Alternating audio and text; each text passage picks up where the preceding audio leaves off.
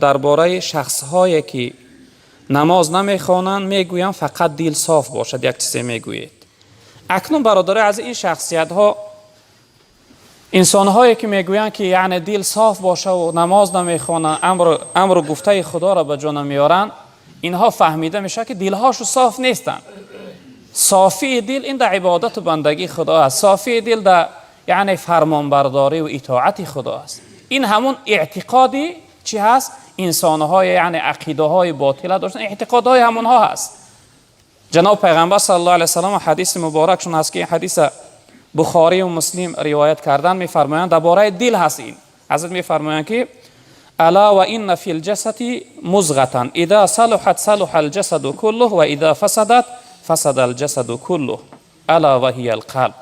گفتن در جسم و بدن هر انسان یک گوشپاره هست، یک جزئی، یک عضو معده هست. وقتی این عضو اصلاح شد یعنی پاکیزه و صاف و خوب شد، جسم و بدن انسان خوب می شود. اما اگر این فاسد شد، بد شد، ناپاک شد، جسم و بدن انسان بد و ناپاک می شود. جناب پیغمبر گفتن شما این را حتما بدانید که این دل است. وقتی انسان دلش صاف شد و اهل عبادت می شود، می توانش یعنی از روی انصاف می شود که انسان یک انسان زیناگر، یک انسان فاسق، یک انسان بینماز گفته شود که این دلش صاف است. البته را هرگز نمیشه. صافی دل در عبادت بندگی خدا است. صافی دل در پاکیزه بودن است، در خوب بودن است.